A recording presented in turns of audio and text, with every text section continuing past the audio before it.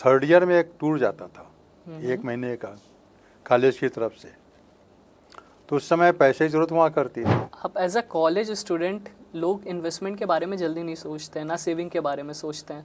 सोच रहे थे कि पैसा आ रहा है कहीं उड़ा दो, किसी शौक में उड़ा दो। 150 रुपये में ही मेरा हॉस्टल का खाने का और बाकी खर्चा चल जाता था।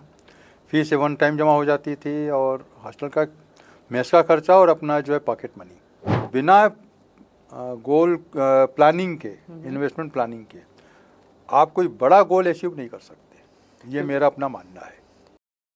हेलो एवरीवन, नमस्कार। मेरा नाम है कुलप्रीत और आप देख रहे हैं BFC बेसिक फंडे क्लियर।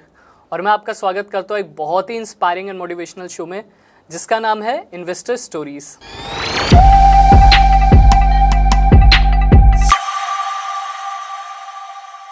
तो अगर अभी तक आपने हमारे पुराने एपिसोड नहीं देखे तो ऊपर आई बटन के ऊपर क्लिक करके हमारे पुराने एपिसोड्स देख लीजिए, क्योंकि वहाँ से आपको बहुत कुछ सीखने को मिलने वाला है। और अगर मैं आज के एपिसोड की बात करूं तो आज के एपिसोड आपको लास्ट तक देखना बहुत ज़रूरी है, क्योंकि जो गेस्ट है हमारे साथ उनके तजुर्बे से आपको बहुत कुछ सीखने को मिलने वाला है। Basically he is 66 year old. Along with that उनका जो नेम है that is Anand Murthy Srivastava and he is a retired engineer. तो हमारे गेस्ट से मिलने से पहले अगर आपने हमारे चैनल को सब्सक्राइब नहीं किया है तो सब्सक्राइब कर लीजिए, साथ में बेल आइकन बटन प्रेस करना बिल्कुल मत भूलिएगा, क्योंकि उसके बिना आपको पता कैसे चलेगा कि कौन हमारे साथ आया है एंड कैसे आपको और ज़्यादा सीखने को मिलेगा इन्वेस्टमेंट के बारे में। तो चलिए मिलते हैं हमारे गेस्ट से। सबसे पहले सर वेलकम इन्वेस्टर स्टोरीज में। Thank you very much. तो सर आगे बढ़ने से पहले मैं जानना चाहूँगा ये जो आपकी इन्वेस्टमेंट की जर्नी है वो कहाँ से शुरू हुई थी और कब शुरू हुई थी? इन्वेस्टमेंट की जो जर्नी मेरी प्रारंभ हुई, अगर आज की दृष्टि से देखें तो जब मुझे इसका कोई बहुत ज़्यादा ज्ञान नहीं था, भान नहीं था। मैंने जब इंजीनियरिंग कॉलेज में एडमिशन लिया 78 में। 78 में तो उस समय 4 ईयर का कोर्स था, 4 साल का, और थर्ड ईयर में एक टूर जाता था 1 महीने का कॉलेज की तरफ से, तो उस समय पैसे की ज़रूरत हुआ करती थी, तो इतने पैसे कम होते थे। तो एक दिमाग में बात आई कि थर्ड ईयर में जाना है तो अभी से कुछ अगर आरडी खोल लेंगे तो हमारे काम आएगा। तो उस समय मैंने 15 रुपए की एक आरडी अपने बैंक में खोली थी। 15 रुपए से? 15 रुपए की आरडी, 3 साल की, क्योंकि 3 साल बाद जाना था। अब वो कितना काम आया वो तो बात अलग है, क्योंकि 3 साल में महंगाई लगभग 2.5 गुनी 3 गुनी हो गई थी, लेकिन फिर भी वो बहुत बाद में काम आई। एमटेक मैंने ज्वाइन किया, उसमें भी काम आई। तो सर आप एज अ कॉलेज स्टूडेंट लोग इन्वेस्टमेंट के बारे में जल्दी नहीं सोचते हैं, ना सेविंग के बारे में सोचते हैं। सोच रहे थे कि पैसा आ रहा है कहीं उड़ा दो, किसी शौक में उड़ा दो। तो वो मेंटलिटी आप कैसे लाए कि मुझे नई सेविंग करनी है?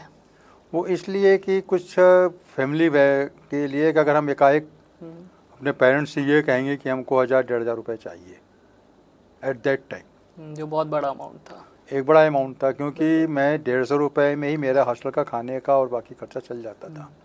फीस वन टाइम जमा हो जाती थी और हॉस्टल का मेस का खर्चा और अपना जो है पॉकेट मनी, तो 150 रुपये में खर्चा आराम से चल जाता था।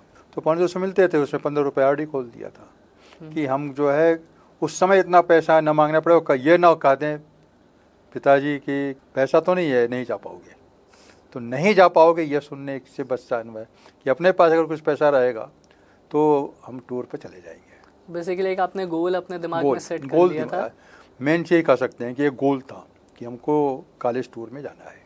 सर आपके हिसाब से कितना ज़्यादा इम्पोर्टेंट रहता है गोल सेट करना इन्वेस्टमेंट के व्यू पॉइंट से? अगर आप इन्वेस्टमेंट पर्पज है, यदि गोल आपने बनाया है कोई भी जीवन का, तो उसको उसकी पूर्ति के लिए आपको इन्वेस्टमेंट करना ही चाहिए, क्योंकि बिना गोल प्लानिंग के, इन्वेस्टमेंट प्लानिंग के आप कोई बड़ा गोल अचीव नहीं कर सकते, ये मेरा अपना मानना है। Even sir what I believe कि अगर आपने कोई गोल नहीं सेट किया तो आप 1-2 महीना 1-2 साल तो किसी तरीके से पैसा सेव कर लोगे, बट फिर एक टाइम पे मन होगा चलो निकाल लेते हैं, छोड़ो क्यों मैं सेव कर रहा हूँ। हाँ, अगर आपकी लाइफ, जैसे हम लोगों ने जब सर्विस ज्वाइन किया तो ये था कि भाई जब तक लाइफ है तो सर्विस चलती रहेगी, गवर्नमेंट जॉब था, फिर बाद पेंशन मिलेगी, तो उस पर्पज से कि कभी पैसे की बहुत ज़्यादा कमी नहीं आएगी।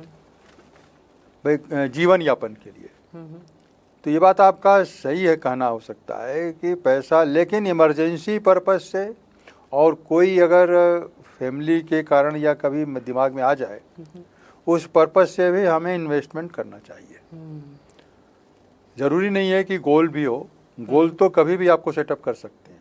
भाई बच्चे की शादी करनी है तो उसके लिए गोल है, वो तो जब आप शुरू करें तभी आपको गोल उसके लिए। बिल्कुल। और उस समय तो शेयर मार्केट वगैरह नहीं था, उस समय तो आरडी रेकरिंग डिपॉजिट थी और फिक्स डिपॉजिट हुआ करता था। हाँ, उस टाइम तो यही चलता था। तो फिक्स डिपॉजिट तो बड़ा मुश्किल है, क्योंकि बोनस वगैरह भी हम लोगों को गवर्नमेंट जॉब में तो नहीं थी कि आपको मिला और फिक्स डिपॉजिट कर दिया। तो रेकरिंग एक ऐसा सहारा हुआ करता था उस एट दैट टाइम, कि आप जो अगर अपने खर्चे में से निकाल करके रेकरिंग किया तो रेकरिंग एक्सपेंडिचर जो आपका रूटीन खर्चा है उसी को मान लिया जाता है। तो वो था।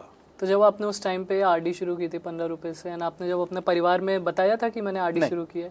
नहीं। अच्छा, बताया नहीं था? वो बताया ही नहीं, वो किसी को भी नहीं पता था। तो जब बाद में मैंने भी विड्रा नहीं, किया तभी पता ही नहीं। बाद में भी नहीं पता चला? बाद में नहीं पता चला। जब मुझे ज्वाइन करने जाना था तो पिताजी ने कहा कि कुछ पैसे चाहिए। हमने कहा पिताजी है मेरे पास। तो उन्होंने कहा कि कैसे है? तो उस समय हमको एमटेक की स्कॉलरशिप मिल रही थी, वो अच्छे खासे अमाउंट थे एट दैट टाइम।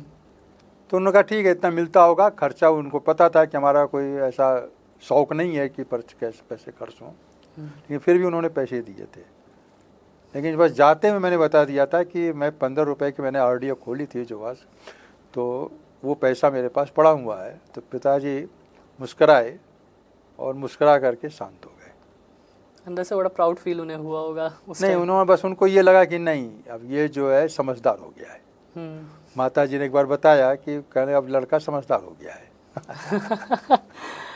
तो सर, ये तो अपनी सेविंग की जर्नी थी। आपकी इन्वेस्टमेंट कहाँ से शुरू हुआ था?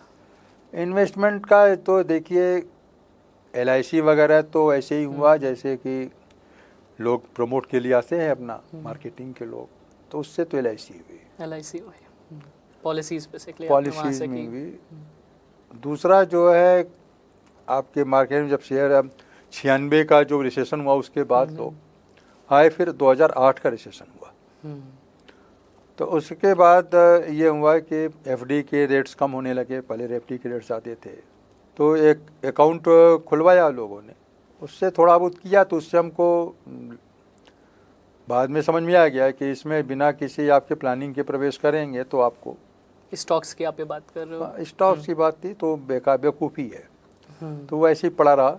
कुछ इन्वेस्ट किया था लेकिन वो बेकार हो गया। तो जैसे सर आजकल लोग क्या करते हैं, एप्लीकेशन बहुत सारे चल गए हैं स्टॉक्स के, जिसके अंदर आप पैसा लगाओ निकालो, यही काम चल रहा है। और आजकल कोई भी बंदा वो एप्लीकेशन डाउनलोड करके अपने स्टॉक्स में लग जाता है। तो उनको आप क्या बताना चाहेंगे कि कितना ज़्यादा बेनिफिशियल है कि नहीं है? यदि आपके पास नॉलेज है फाइनेंस की तब तो आप प्रवेश करके कर सकते हैं। क्योंकि आजकल देखिए बहुत से लड़के हैं MBA करके आते हैं, फाइनेंशियल मैनेजमेंट को कोर्स करके आते हैं। राइट।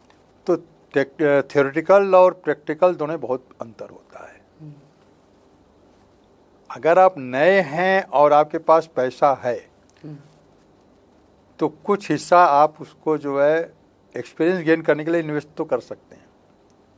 वो इन्वेस्ट मतलब आप एक्सपीरियंस कर लीजिए जो थ्योरी पढ़ी है। लेकिन यदि आप फाइनेंशियल मैनेजमेंट का कोर्स आपने नहीं किया आज की तारीख में, तो मेरा अपना विचार है कि आप कभी भी प्रवेश न करें तो बिना किसी गाइडेंस के। तो आप अपना एक्सपीरियंस से ये बताना चाह रहे हैं कि जैसे किसी ने अगर ऑलरेडी कोर्स किया हुआ है, मतलब तो वो कर क्या है, प्रैक्टिकली थोड़ा बहुत अमाउंट लगा के समझ सकता है मार्केट कैसे चल रही है, क्या चल रहा है, सीखने के पर्पज से। बट पूरी तरीके से उसके ऊपर रिलाई ना करे, पूरी तरीके से डिपेंड ना हो जाए उसके ऊपर कि नहीं यहीं से पैसा कमाना है। टिल द टाइम बहुत अच्छी नॉलेज ना कर ले, जब तक उसको उसका अनुभव ना हो जाए। ही मस्ट गेन, मतलब थ्योरेटिकल के साथ साथ प्रैक्टिकल गेन बहुत जरूरी है। बिल्कुल, ये मेरा अपना मानना है। तो सर आपकी म्यूचुअल फंड की जर्नी जो थी उसके बारे में मैं समझना चाहूँगा। म्यूचुअल फंड की जर्नी भी बड़ी विचित्र सी है। बेटी के शादी के बाद उसी साल नोटबंदी हुई, तो जो पैसा अब 2016 नवंबर की बात है, तो वो पैसा कैश आ चुका था क्योंकि खर्च करना था मुझे, और एकाएक वो पैसा कागज का टुकड़ा हो गया। बिल्कुल। अब जो बैंक में पैसा था उसी के आधार पर शादी करनी पड़ी। अब उस पैसे को बैंक के दूसरे अकाउंट में डालना पड़ा, तो खर्चे तो थे नहीं क्योंकि शादी निपट चुकी थी, खर्चे ख़त्म हो चुके थे। अब हमारे पास एक ह्यूज अमाउंट क्योंकि शादी तो किसी तरह निपट गई, चाहे कम हो चाहे ज़्यादा हो, वो तो अपने रूटीन में निकल गए। लेकिन जो पैसा बाहर आ गया था शादी पर्पज़ से, परचेजिंग से, वो सब जो है फिर बैंक में डालना पड़ा। तो वो प्रॉब्लम नहीं आई कि हमने बैंक में डालना है तो कोई लेकिन डालना तो पड़ा, लेकिन वो हमारे अकाउंट में है डंप हो गया। और उसी से कुछ दिनों पहले एक संस्था के द्वारा कोई फाइनेंशियल मैनेजमेंट के बारे में बताया जा रहा था, तो मैं सौभाग्य से पहुंच गया था। तो जब वो आया तो मुझे ध्यान आया, तो मैंने ढूंढ करके मैंने संपर्क किया, ऐसी स्थिति है, आपकी इन्वेस्ट में क्या सहयोग करेंगे। तो उन्होंने बताया कि आपका मैं इन्वेस्ट करा दूंगा। तो वो मेरा पैसा उन्होंने उसमें इन्वेस्ट कराया था। अच्छा, तो आपको वो जब आप फाइनेंशियल मैनेजमेंट देखने के लिए गए थे, वहाँ से आपको पता चला कि म्यूचुअल फंड में भी उन्होंने कहा कि इसमें लगना चाहिए। तो हमने कहा ठीक है, उसमें लगा सकते हैं। क्योंकि अब मेरा जो गोल था वो गोल लगभग कुछ था नहीं, लेकिन एक ह्यूज अमाउंट सामने दिख रहा था। तो वो कहीं ना कहीं जाना चाहिए, क्योंकि वो खर्च हो जाएगा। क्योंकि आपके जेब में मनी पैसा है या सेविंग अकाउंट में पैसा है, यानी कि आपकी जेब में पैसा है, तो आप कहीं भी जाएंगे खर्च कर सकते हैं। बिल्कुल। तो वो खर्च करने की अपेक्षा ये था कि इसको कहीं ना कहीं अब सेफ जगह रखा जाए। तो म्यूचुअल फंड ये समझ में आया कि आप जो है 2-3 दिन के अंदर आप जब भी जरूरत होगी तो आप निकाल सकते हैं। बिल्कुल। लिक्विडिटी उसके अंदर काफी उसकी लिक्विडिटी अच्छी है। एफडी में लिक्विडिटी थोड़ी कम है, तो मैंने लॉक इन पीरियड हो जाता है एफडी में। एफडी में भी कुछ पैसे डाले और इन्वेस्ट में, और जो है म्यूचुअल फंड में हमने डाला पैसा। अच्छा, आपने एफडी और म्यूचुअल फंड दोनों डिवाइड करके डाइवर्सिफाई करके? हाँ, वो आपके जो उन्होंने बताया उसके अनुसार हमने किया। एक्चुअली क्या रहता है ना सर, बैलेंस बनाना भी जरूरी होता है, क्योंकि म्यूचुअल फंड मार्केट शेयर है, बहुत रिस्की रहता है, अप भी जाएगा डाउन भी जाएगा। बट एफडी में आपको एक फिक्स मिलेगा, बट उसमें प्रॉब्लम ये कि बस इतना ही मिलेगा, फिर इन्फ्लेशन वाला एक दिक्कत वहाँ पे बिल्कुल आ जाती है। तो कैसा रहा सर आपका म्यूचुअल फंड के साथ अभी तक का एक्सपीरियंस? म्यूचुअल फंड के साथ एक्सपीरियंस आज की तारीख पे तो बेटर है। कोई बहुत कठिन जर्नी तो नहीं लगी हमको। उसका मुख्य कारण यह है कि मेरे पास समय की कमी है, कुछ थोड़ा सा मैं सोशल वर्क भी करता हूँ, तो बहुत देख नहीं पाता। सप्ताह में एक आध बार कभी जो है ऑनलाइन देख लिया तो देख लिया। जब कभी बहुत ज़्यादा देखा कि बहुत डाउन हो रहा है या क्या हो रहा है या बहुत अप भी होता है तो भी तो बात कर लेता हूँ फ़ोन पर कि भाई क्या चल रहा है, आपका कोई सजेशन हो तो बता दीजिए। तो सर तो सजेशन मिल जाता है। जैसे आपने म्यूचुअल फंड में लगाया और आप बता रहे हो 2016 की ये बात है, उसके 2017 से जनवरी 17 से उसके बाद कोविड आया, पूरी इकॉनमी डाउन हो गई, पूरे वर्ल्ड की इकॉनमी डाउन गई, इंडिया की तो बुरे हालात थे। तो उस टाइम जब मार्केट डाउन जा रही थी तो कहीं डर नहीं लगा कि मार्केट इतनी ज़्यादा डाउन जा रही है और अभी पैसा मेरा कहीं डूब ना जाए इन्वेस्टमेंट में? देखिए, भय तो रहता है, मनुष्य का स्वभाव है, उस स्वभाव से आप मना नहीं कर सकते। बिल्कुल। क्योंकि भाई पैसा है, उसके साथ लगाव तो रहता ही है, मेहनत की कमाई है, मनी है। लेकिन एक विश्वास था। बेटा मेरा न्यू जर्सी में है, भारत सरकार ने जो रिस्क लिया लॉकडाउन का, बेटे ने बताया कि उसका कोई वहाँ पर कोई लॉकडाउन नहीं है। तो मेरा एक आध्यात्म की तरफ भी मेरा एक रुझान है, अध्ययन अच्छा करता हूँ। तो यह बात बहुत स्पष्ट दिखाई दी। यदि आप किसी चीज़ को हाई रिस्क पर ले जा करके अगर उससे संग लड़ते हैं तो आपकी सफलता की गारंटी ज़्यादा है, और यदि आप सतही लड़ते हैं यानी रिस्क लेने की क्षमता नहीं है तो फिर आपका बहुत जल्दी उत्थान नहीं हो सकता। आप ये नहीं कर सकते कि परहेज भी ना करें और आपका रोग खत्म हो जाए। बेसिकली होता ही, अगर आप में अच्छी रिस्क टेकिंग एबिलिटी है तो आप रिस्क एबिलिटी के अलावा आपके परहेज क्या है। आप भाई देखिए, पेंडेमिक आया तो एक रोग है ना, बिल्कुल, तो वो सब पर आएगा उसका असर। उसमें जो परहेज अनिवार्य था वो परहेज भारत सरकार ने किया लॉकडाउन लगा कर। और हमने जब परहेज किया तो परहेज होने से ये बात विश्वास हुई कि हमारी रिकवरी बहुत अच्छी है, जल्दी होगी। तो वो बात के दिनों में दिखा भी कि रिकवरी, जो भारत की रिकवरी है इकोनॉमिक्स की, कंपैरेटिवली विश्व के सभी देशों से बहुत अच्छी रही, बहुत बेटर रही। तो सर आपको तो नॉलेज थी, आपने समझा, पर आपकी फैमिली या वाइफ के साइड से कोई ऐसा रिएक्शन आया हो? जिसमें उनको थोड़ी सी टेंशन हुई हो जब आप इन्वेस्टमेंट कर रहे थे? नहीं, उन्होंने एक बार जस्ट पूछा था, हम्म, क्योंकि इन्वेस्टमेंट के पहले भी उन्होंने एक बार कहा था, क्योंकि 2008 के रिसेशन में बेटा मेरा जो है उसकी ज्वाइनिंग नहीं हो पाई थी। अपॉइंटमेंट लेटर मिल गया था लेकिन ज्वाइनिंग नहीं हो रही थी ड्यू टू रिसेशन, और उसको ये संदेश मिला था यदि आपको कहीं और मिलती है तो आप ज्वाइन कर लो, अच्छा, लेकिन आपका अपॉइंटमेंट हमारे यहाँ है, हमारे जब स्थिति ठीक होगी तो मैं आपको कॉल कर लूँगा। तो वेट करना पड़ा।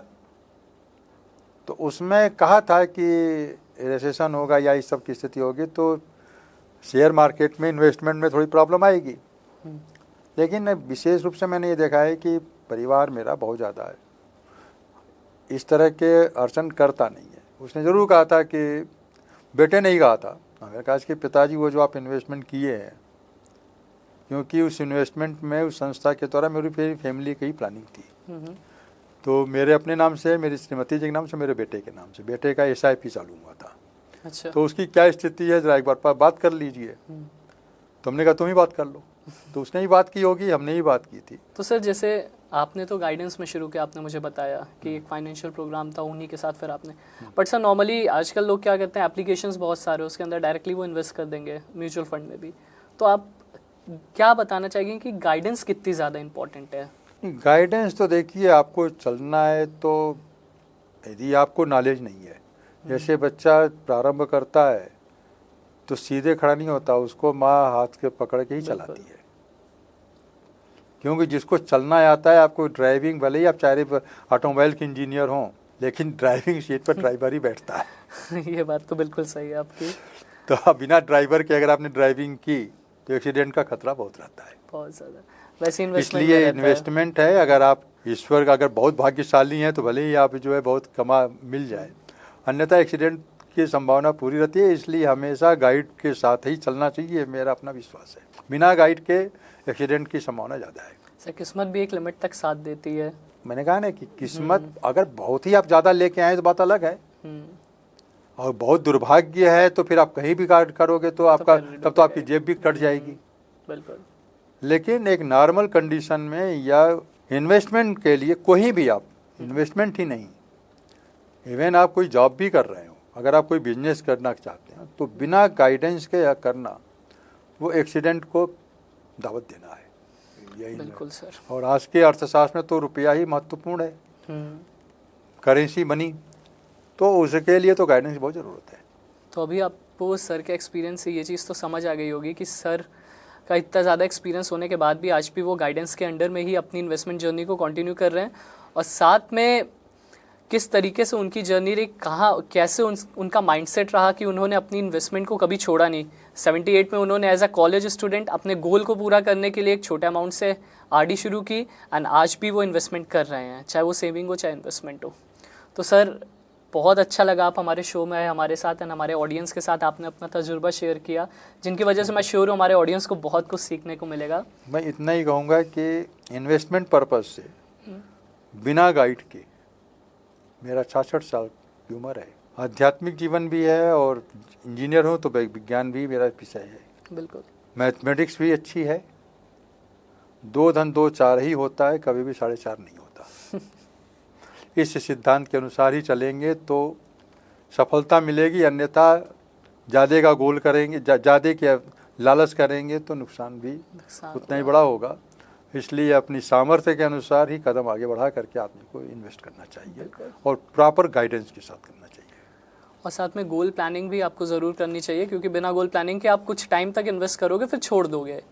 तो एक गोल प्लान रखिए, गोल रखिए कि हाँ मुझे ये काम करना है, इस वजह से मुझे इन्वेस्ट करना है, या मुझे कोई पर्टिकुलर कोई भी काम हो सकता है, सबके अपने अपने गोल होते हैं। सर का इनिशियली गोल था जब RD उन्होंने शुरू की थी कि उन्हें टूर पे जाना है, एंड वो नहीं मांग सकते थे अपने पेरेंट्स से कि अगर पेरेंट्स ने मना कर दिया तो। इसी तरीके से हर बंदे का एक अपना गोल होता है, तो उसको दिमाग में रखिए, गाइडेंस लीजिए और तभी अपनी इन्वेस्टमेंट जर्नी को ज़रूर शुरू करिएगा। आई होप आज के एपिसोड से आपको बहुत कुछ सीखने को मिला होगा। तो चलिए मिलते हैं हमारे नेक्स्ट एपिसोड में, पर अगर सब्सक्राइब नहीं किया तो सब्सक्राइब करना मत भूलिएगा, बेल आइकन बिल्कुल बहुत ज़रूरी है प्रेस करना, और साथ में लाइक शेयर एंड कमेंट करना तो बहुत ही ज़्यादा ज़रूरी है, क्योंकि उसके बिना हमें कैसे पता चलेगा आपको कैसा लगा एपिसोड। और अगर आपके कोई क्वेश्चन हो तो आप हमारे कमेंट बॉक्स में हमें ज़रूर बता सकते हैं। आई विल ट्राई कि वो आंसर्स आपको मिले। तो चलिए मिलते हैं हमारे नेक्स्ट एपिसोड में। Till then, Kulpreet Singh signing of.